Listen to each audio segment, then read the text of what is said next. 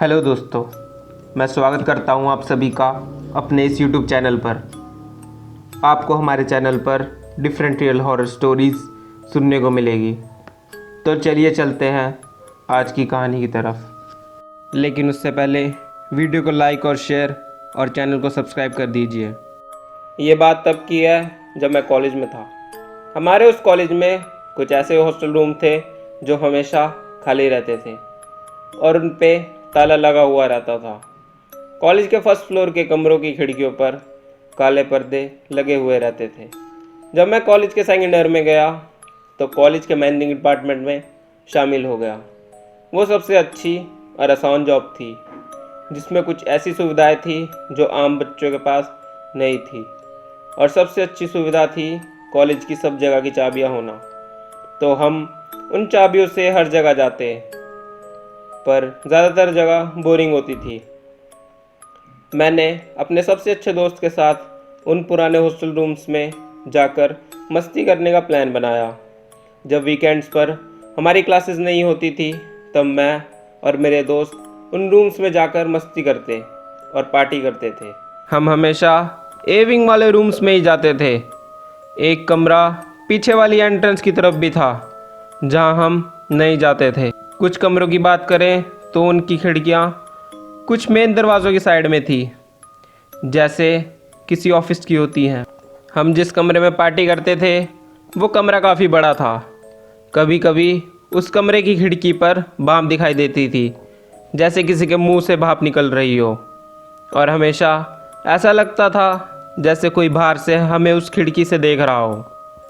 हमने उस पर ज़्यादा ध्यान नहीं दिया जब तक हमने वो सब महसूस नहीं किया था। तो एक रात हम एक कमरे में ड्रिंक कर रहे थे। हम सब साथ ही थे और कोई ऐसा नहीं था जो नहीं आया हो। हमारे रूम के पास से किसी ने ज़ोर से चिल्लाते हुए बोला, कौन है वहाँ? वो आवाज़ आई तो पास से थी, पर बहुत अजीब सी लग रही थी। तो मेरा एक दोस्त नशे की हालत में बोला, तुम्हें क्या लगता है कौन है? फिर उसने अजीब सी आवाज़ में बोला, क्या तुम मेरे साथ नहीं आ रहे हो जॉन? अब ऐसा लग रहा था कि ये सब बोलते हुए वो आवाज़ हमसे दूर बिल्डिंग के बीच वाले हिस्से में सीढ़ियों से होकर जा रही है, लेकिन कोई भी हम में से जॉन नहीं था। उसके कुछ मिनटों बाद ऊपर वाले फ्लोर से हमने एक गड़गड़ाने वाली आवाज़ सुनी जिसने दीवारों तक को हिला दिया था। वो गड़गड़ाने की आवाज़ सीधा हमसे ऊपर आकर किसी चीज़ से टकराने से रुकी। वो सुनकर हम सब बहुत डर गए, लेकिन हिम्मत कर हम सब सीढ़ियों से ऊपर की तरफ भागे। उसी जगह जहाँ से हमें वो आवाज़ें आ रही थी, बिल्कुल उसी जगह जहाँ नीचे हमारा रूम था, एक बहुत बड़ा बक्सा था जिस पे छोटे छोटे टायर लगे हुए थे। लेकिन वहाँ सिर्फ वो बड़ा सा संदूक था और कुछ भी नहीं। हम उस संदूक के वहाँ तक जाने के निशान साफ साफ देख पा रहे थे, क्योंकि उस जगह बहुत धूल थी। लेकिन उस संदूक के पास सिवाय हमारे और किसी के पैरों के निशान नहीं थे। यह देखते ही हम सब खौफ से इतना पागल हो गए कि अपना सारा सामान वहीं छोड़कर वहाँ से भागने लगे। ना हमने अपनी बॉटल्स उठाई, ना रेडियो बंद किया और ना अपनी वो बैटरी पावर लालटेन बंद की। लेकिन अब हमें अपना सारा सामान वापस लाना था। हमने कुछ दिनों तक का इंतज़ार किया। एक शाम मैं और मेरा दोस्त वहाँ गए।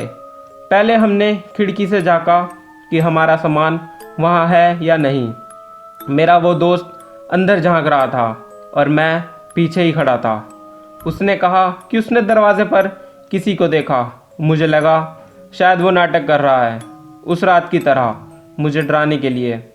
हम अंदर गए और वहाँ से अपना सारा सामान उठाकर बाहर आ गए। हमने नीचे बिल्डिंग के सेंटर की तरफ से दरवाज़ा खुलने की आवाज़ सुनी। वहाँ उस जगह बहुत अंधेरा था। तभी हमने अपने पास के दरवाज़ा खुलने की आवाज़ सुनी, लेकिन हम वहाँ इंतज़ार नहीं कर सकते थे ये देखने के लिए कि वो आखिर था क्या। मैं और मेरे दोस्त इन सब चीज़ों पर विश्वास नहीं करते, इसलिए हमने तय किया कि हम सब पता लगाएंगे कि आखिर उस बिल्डिंग में ऐसा क्या राज है। तो हम 6 लोग ने मिलकर एक प्लान बनाया और वैसे ही प्लान के मुताबिक काम करने लगे। हमने फिर एक रात बिल्डिंग के सारे खिड़की और दरवाजे बाहर से चेक किए, कि उन सब में ढंग से लॉक लगा हुआ है या नहीं।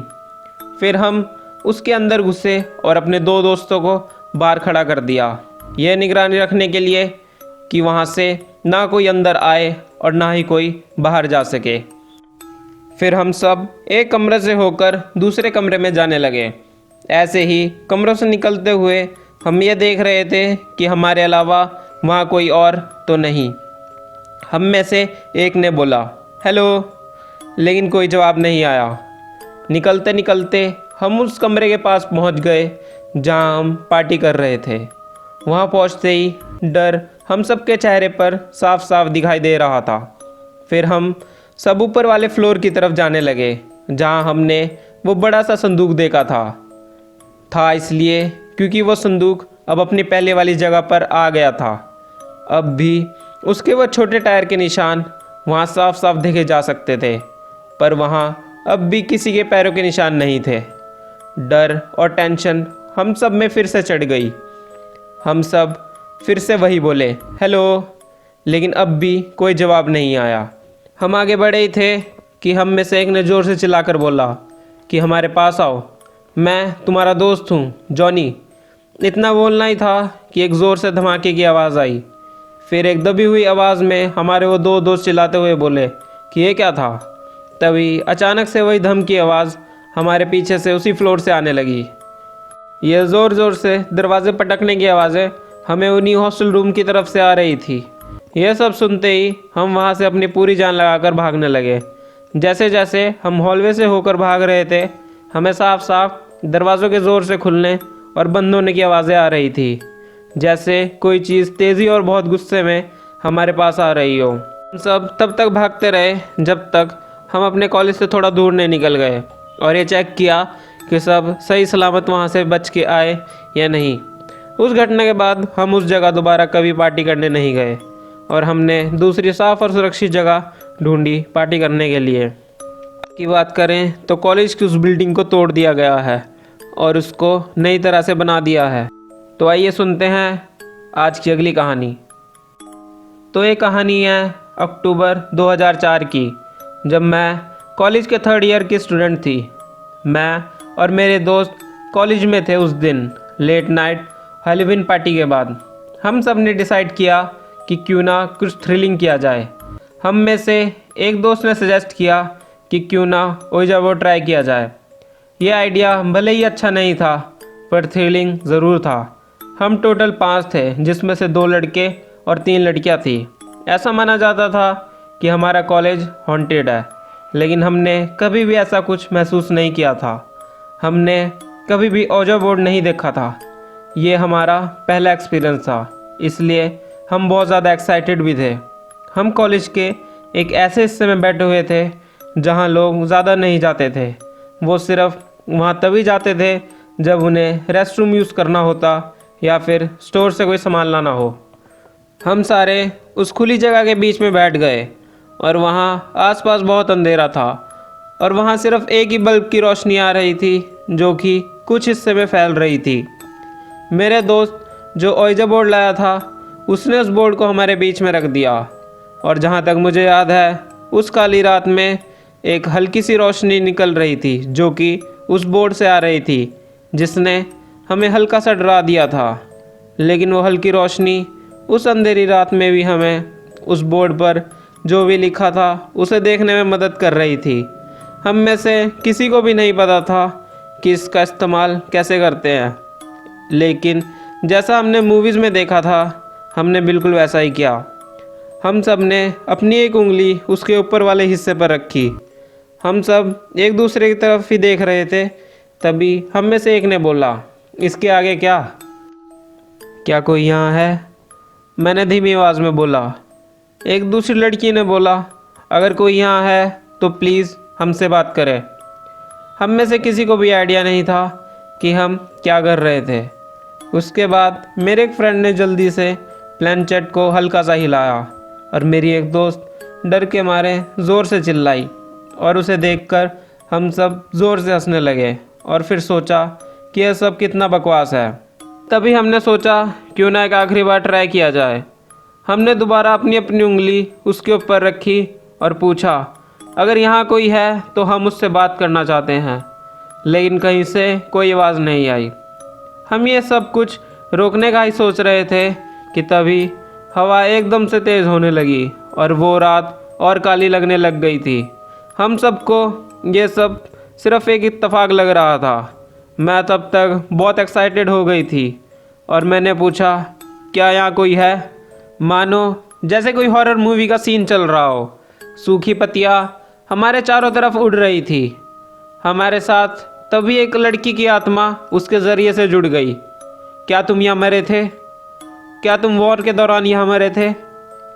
हमारे मन में जो भी सवाल थे हम उससे पूछने लग गए, लेकिन फिर भी कहीं से कोई जवाब नहीं मिला। हमने डिसाइड किया कि हम अब ये सब नहीं करेंगे। तभी बहुत सारे कुत्तों के भौंकने का शोर सुनाई देने लगा, जो कि पड़ोस के घर से सीधा हमारे तरफ भौंक रहा था। हम सब चिल्लाए और बिना उस रिचुअल को ख़त्म किए हम वहाँ से भाग गए। लेकिन जो उसके बाद हुआ वो बहुत डरावना था। हम कुछ दिन तक नहीं मिले और जब मिले तो मेरी एक फ्रेंड ने बताया कि ओएजा बोर्ड यूज़ करने के बाद जब वो लेट अपने घर पहुंची तो उसे याद आया कि अपने घर की चाबियां तो वो घर के अंदर ही छोड़ गई थी। तो उसने अपने भाई को कॉल की। उसके भाई ने कुछ ऐसा बताया जो सुन के उसके होश उड़ गए। उसने बोला कि उसने मेरी फ्रेंड को कमरे में घुसते हुए और उसके साइड में पड़े हुए बेड पर लेटते हुए देखा और वो बहुत थकी हुई लग रही थी। और वो जब उससे फ़ोन पर बात कर रहा था तब भी वो उसके साइड के बेड पर ही लेटी हुई थी। मैंने उसकी बातों पर विश्वास नहीं किया, लेकिन तभी जो मेरी दूसरी फ्रेंड थी उसके साथ जो हुआ वो बताने लग गई। ये भी उसी रात की बात है जब वो अपने रूम की तरफ जा रही थी और जैसे ही वो सीढ़ियों से ऊपर की तरफ आगे बढ़ी तो उसे दो टिमटिमाती लाइट्स दिखी। जैसे ही वो अपने रूम की तरफ थोड़ा और आगे बढ़ी तो उसे एक काली परछाई उसके कमरे से बाहर आती दिखाई दी। उसे देखकर वो एकदम इतना डर गई कि वहीं बेहोश हो गई। यह सब सुन के अब मुझे डर लगने लगा था। तभी मुझे याद आया कि मेरे साथ भी उस रात कुछ अजीब चीज़ हुई थी। जब मैं सो रही थी मेरी आंख एकदम खुली और मुझे बड़ी अजीब सी घुटन महसूस हो रही थी। ऐसा लगने लगा जैसे कोई चीज़ है जो मेरे आसपास घूम रही हो। मैंने पूरे कमरे में नज़र दौड़ाई और फिर मेरी नज़र कमरे की खिड़की पर पड़ी तो बाहर से कोई मुझे देख रहा था। उसे देखकर मैं बहुत डर गई क्योंकि उसका मुंह खून से भरा हुआ था और उसकी आंखें भी एकदम लाल थी। मैं बहुत डर गई और पूरी रात कमरे के कोने में छुपी रही। मेरे पास इस बात का कोई जवाब नहीं है कि हमारे साथ ये सब क्यों हुआ, लेकिन उसके बाद ऐसा कुछ दोबारा तो नहीं हुआ। लेकिन मैं उसके बाद कभी भी ओइजा बोर्ड के पास तक नहीं गई।